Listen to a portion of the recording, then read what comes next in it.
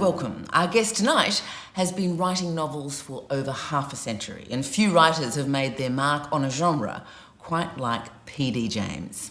The queen of the detective novel began publishing in 1962 with Cover Her Face, featuring everybody's favourite detective and poet, Adam Dalgleish. She's written some 14 Dalgleish novels since, ventured down a dystopian side road with The Children of Men, and most recently embroiled the characters from Jane Austen's Pride and Prejudice in a shocking tale of murder and mayhem in Death Comes to Pemberley. Baroness of Holland Park, P.D. James, thank you so much for joining us. Well, it's lovely to be here. It really is, Jennifer. Why don't we start with Death Comes to Pemberley? Because I got the impression you had an enormous amount of fun writing that book. I did. I loved writing it. And what happened really was I'd written the last detective story, The Private Patient. It's a long book, as you'll know. And I felt, with my 92nd birthday coming, would I be able to sustain a very long one? And I'd got this idea at the back of my mind. I'd had it there for a long time. It would be wonderful to combine my two great enthusiasms in life, for writing detective fiction and for Jane Austen. So that's what I settled to do. And it was the greatest fun to write. It really was. Did you have no compunction, Phyllis, about introducing the sordid world of murder into the happy life of Pemberley? Well, no, not really, Deb, because I'm always doing that. I'm always introducing the horrid art of murder into all sorts of quite comfortable households and organisations, whether they're training schools or forensic science laboratories or whatever. When I get to them, something awful happens. And you have no shame? Oh, none at all, dear. No, I'm quite shameless about that. But I think what's so important in the detective story is contrast. And here we do have the contrast between Pemberley, which represents beauty and order and hierarchy and security and jobs for people who are happy working there, and a happy marriage and children and a future or so, and then the wild wood outside. Where there's a scene, isn't there, when they're having dinner and the Bingleys are there, and afterwards, while they're having music, Elizabeth just thinks to herself that here they are sitting in the most civilized country in Europe, with all its art and its literature and its beautiful furniture around them. And somehow there is a world outside which is just as violent as the animal world, but they're protected against it. And how long can they be protected? By wealth and position and comfort from this other world, and then the other world impinges. Do you think generally that murders, the form of a murder, the motive for murders, reflect a change over history? I think so. But probably the motives are much the same as they've always been. And I suppose anger, jealousy, lust for money, and often to save somebody else, to get rid of somebody who may be going to do damage to someone you love, all sorts of motives. But I suppose the sort of anger and jealousy, especially sexual jealousy. There's no doubt how many murders we read in our papers, our boyfriends who've been thrown over somebody else, husbands who find their wives are unfaithful. So you're saying these things are they've always universal. Been there, haven't they? They've always been there. There's less excuse now to murder for money, though. People are richer. Oh, much less. You see, some of the most interesting cases are the Victorian ones, where women have murdered husbands, usually with arsenic, yes. Because it's all very terrible, we know. But you're laughing. That was the day. Well, I'm laughing because I'm just sort of thinking, if I were a husband, I'd get very suspicious if I saw that there were fly papers hanging in the kitchen. But no, they were in a situation before the law was changed. When they married, their money went to their husbands. And if their husband was cruel or sadistic or had very unpleasant sexual habits, they couldn't get rid of him. They had to find cruelty as well as infidelity, whereas he could get rid of a wife very easily. So there was no equality. and your money just went, so what power did you have? So I think they often felt, that I've just got to get rid of it. But I don't know why I'm laughing, because it's a terrible thing. Well, I'm laughing because people have said this to me. There's something so incongruous about this elegant 92-year-old in your lilac jacket talking about ghastly methods of murder. Well, I know, and it certainly isn't money. But there's a very interesting cases, because there again, you get the contrast between their crowded drawing rooms, the respectability of their lives, you know what the Victorians were, and underneath these seething passions which result in them actually committing murder. It's quite extraordinary. Your lifespan is great. You were born 2 years after World War I. You were 9 when the Great Depression came, 19 when World War II came. Not for your books, how have these changes affected you? Oh, I think they've affected everyone immensely, and particularly, I think, women. But first of all, of course, there are the scientific changes. All sorts of illnesses which killed when I was a child have now been conquered. All sorts of extraordinary things can be done, which we wouldn't have dreamt of. I mean, if people had told me when I was a girl that man would make a rocket that would go to the moon, I think I would have thought that was possible, because I would think, get a rocket that's strong enough and powerful enough and enough science behind it. Yes, I can see eventually we could possibly do that. But if they said, in your lifetime, doctors will be able to take a dead heart from a dead body, transfer it perhaps hundreds of miles, and put it into a living body and set it beating again, I would never have believed that. I would have thought a dead heart and the dead body is dead. You can't set it beating again. And that still does seem to me a most extraordinary thing to be able to do. Does it sometimes make you almost dizzy to remember the multitude of change that you've seen? It was entirely a different world. My childhood was much closer to the Victorian world than the Victorian child would be to the world today, or my generation is to the world today. And it is largely scientific. I mean, it changed drastically for all of us, of course, with the invention of the atomic bomb. It made war much more terrifying and horrible. Do you remember when the atomic bomb went off? Oh, I remember. I can remember. I was... my husband was overseas. He was in the Royal Army Medical Corps. And I had 2 small girls. And it was breakfast time when I was listening to the news coming on, the BBC. And I can absolutely remember, I was feeding my baby in the evening chair. I think she wasn't baby, she was about 1 or 2 then, but I was feeding her, spoon feeding her. And this voice came on. And I can remember the mixture in the voice of awe and triumph and horror. And he said, we have dropped on the enemy the power of the sun itself. And I just knew the world had changed forever.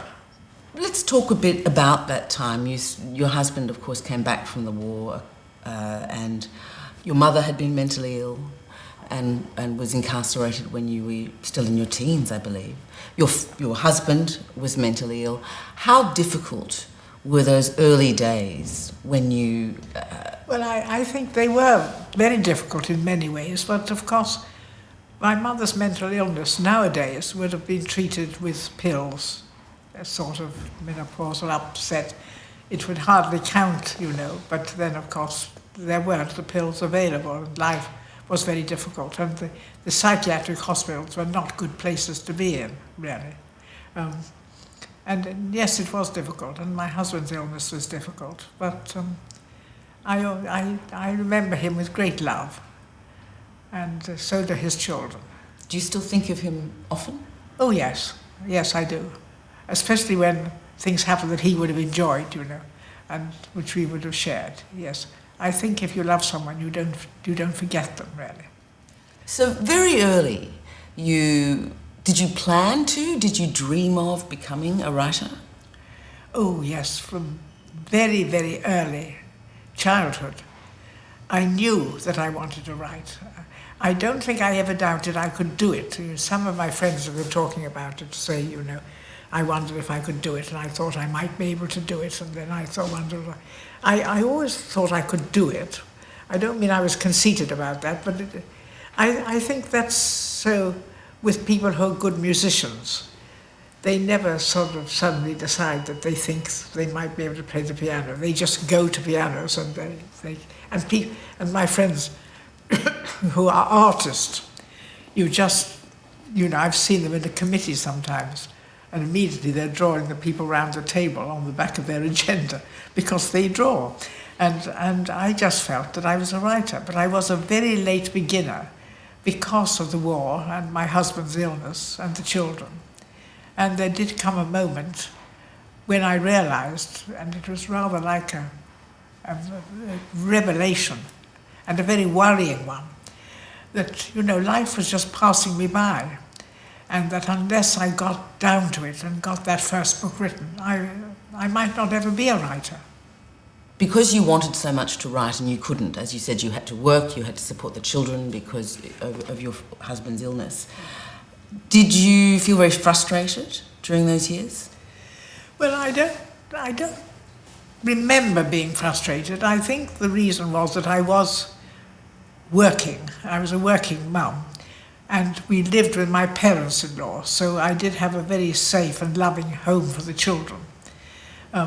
And the job took a lot of energy, really, and I felt that I wanted to get promotion, so that I took exams. I was in the hospital, the National Health Service, when it was very new, and I took exams in hospital administration and became the fellow that I don't know what I call it. I got a diploma anyway, and therefore, I competed for promotion and got promotion, and got quite a lot of promotion. So all that took a lot of energy. And, was that desire for promotion wanting to be really good, or simply wanting to get more money to support the family? A bit of both. I think, yes, I think I was quite ambitious. If I had to work, I wanted to get on. I wanted to be well regarded. I wanted to have a more interesting job, a more fulfilling job. But I also wanted more money because I wanted to have some independence, be able to support the children. To ask an obvious question, with a mentally sick husband, working yourself, did you never think of going your own way? Of saying, well, I'm sorry, that didn't work, I'm just going to look out for myself now? No, I didn't. People didn't at the time, or you didn't? I think I did once, but I knew I wasn't going to do it. No.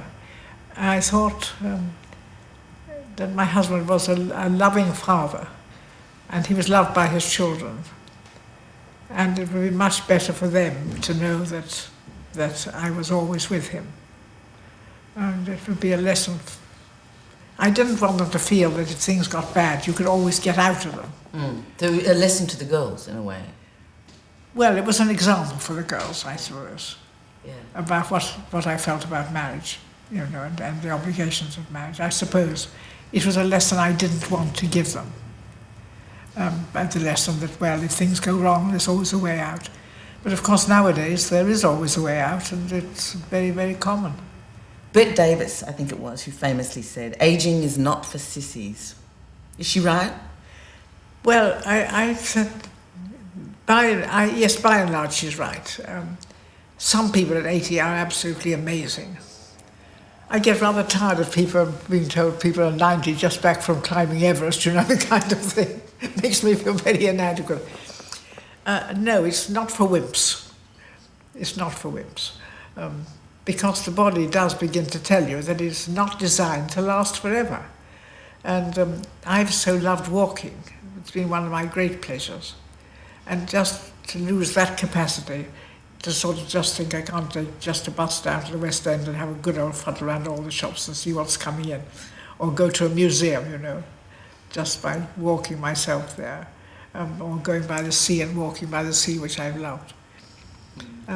But I think in extreme old age, you just have to be grateful for what you could enjoy and not moan about what you can't enjoy. Just be thinking of the past and how good those things were when you did have them, and how good the things are that you've still got, if you've still got your eyes and you've still got your hearing. What is your greatest joy now? I think just being with my daughters, probably. Quiet. Each weekend I go down to Oxford, where I have a flat, and I have lunch with my younger daughter Jane and her husband, and sometimes see my children, grandchildren, great-grandchildren. And usually Peter, who's a very good cook, cooks the lunch, and then we play Scrabble in the garden. Do you win? No. I won last time, but that's very, very rare. He's brilliant at it.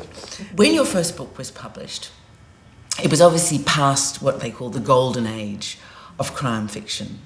But I assume you grew up reading those great authors, Leon Marsh and Dorothy L. Sayers. But mostly Dorothy L. Sayers and Marjorie Allingham, I think. I wasn't a great admirer of Agatha Christie, but of course I read her. On writing grounds? Everybody read her. We all read Agatha Christie. In fact, I think she was outsold only by the Bible and Shakespeare. It's extraordinary.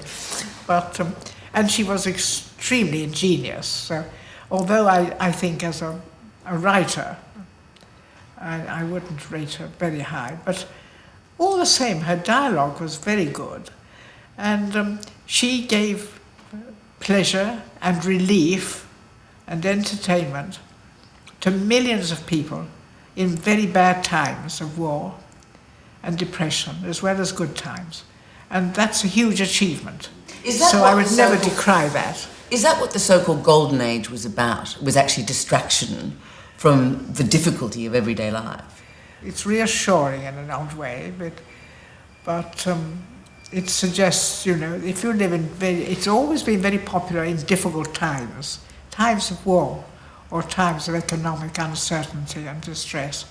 And I think it says that the detective story has at its heart a problem. And if you live in an age when your problems can really seem insoluble, the problems of youth crime, if you like, the problems of poverty, the problems of our inner city areas can seem absolutely insoluble. No matter how much money or how many social workers or how much goodwill you put into it, they're not solved. Here you have a form of literature with a terrible puzzle at its heart, and it is solved. By the end of the book, it's solved, and not by good luck or by sort of some kind of supernatural agency. It's solved by human beings, by intelligence and courage and perseverance. Tell me about Dalgleish, the delicious, intelligent Adam Dalgleish. Was it always intended that all your readers should fall in love with him?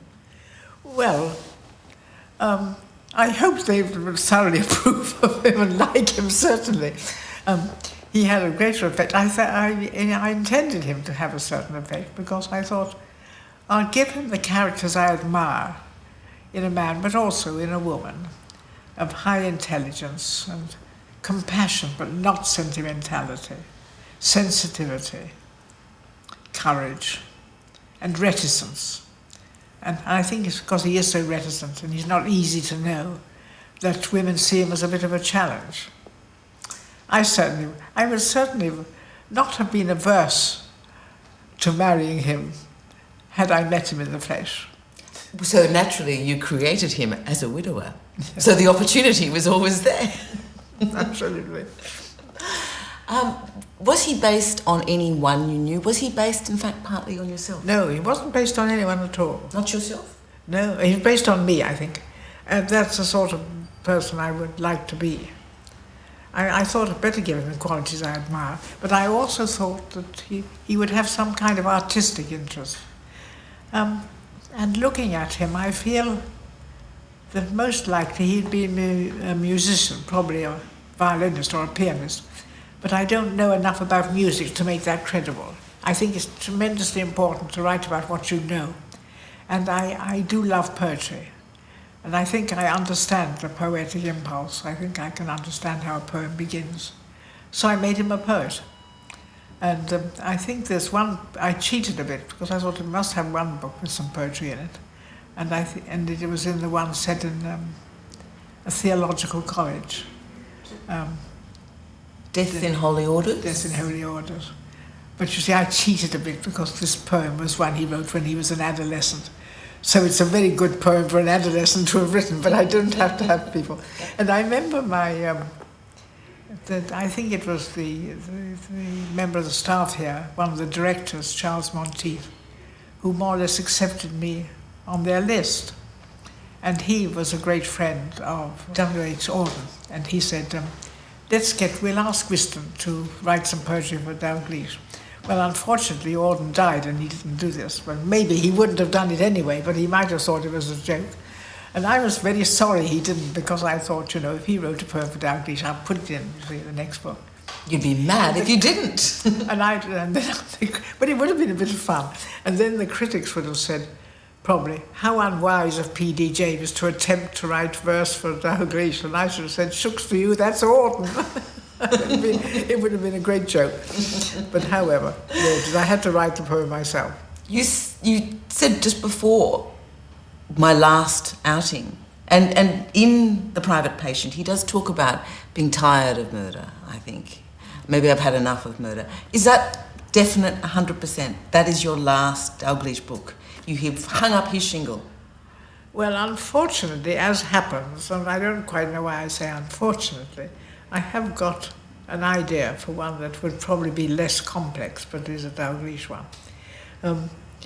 But I'm so anxious to keep up the standard. And I think so many very popular writers have gone on publishing long after they should have stopped. And certainly Agatha Christie was one. I'm not sure about Marjorie Arrington, but Nio Marsh was. And it's such a pity. And I would absolutely hate to think that the critics were saying, consider that this book was written when she was 95. It is a remarkable achievement, but hardly vintage P.D. James. I wouldn't want that, actually. So, having sort of signed him off with Private Patient, you're saying that there is another idea? Got him now. There is another idea, yes, there is another idea. This is excellent news. Yes. There might only be one. No, there might be two murders. My children always say I've got too many murders. This one is not enough. Has there ever been a book where you have not had multiple murders? I think the first one only had one. And then it's been multiples all the way. There's been multiples since then. Yes, absolutely. Do you enjoy it? Do you actually enjoy the process of sitting down and writing? Well, I think when things are going well, it's absolutely marvellous. I feel it's a huge privilege to be a writer. I really do. I think I'm incredibly lucky to have been given the talent and also the health to pursue it. But it is hard work very often. And I think that Evelyn Waugh, who is among the writers I most admire, I remember his letters that he wrote to Nancy Mitford, and he was always saying to her, no, it's not good enough, you've got to do it again, this doesn't work, do it again. There's a real novel somewhere here where it's just showing a whisker, but it's not right yet, it's not a work of art yet. Sometimes he gave advice which she didn't take, and I think she was quite right not to take, because they were very different writers.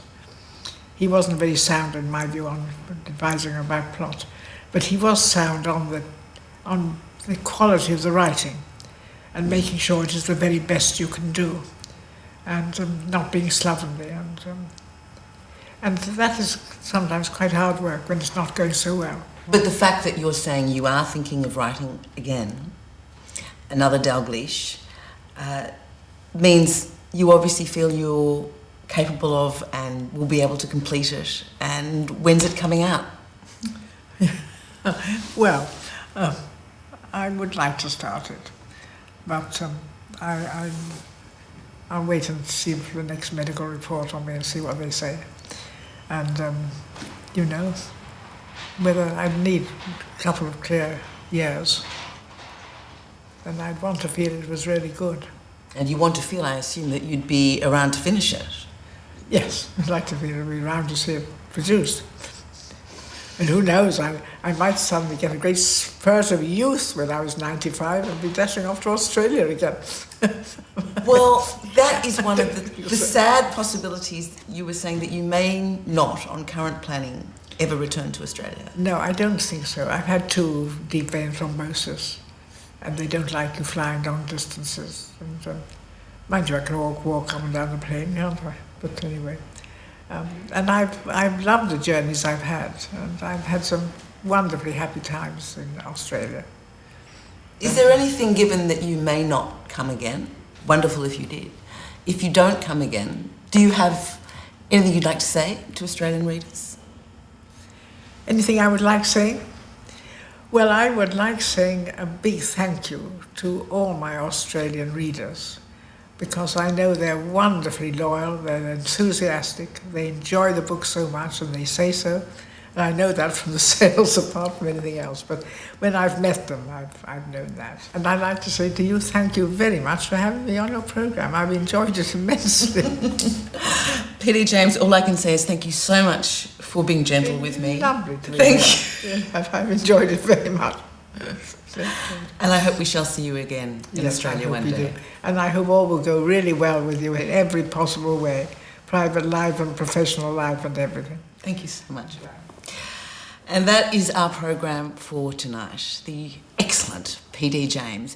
I hope you'll be able to join me next week when I'll be speaking to Ian Rankin about his life of crime and the return of Rebus, no less. Until then, very happy reading. Good night.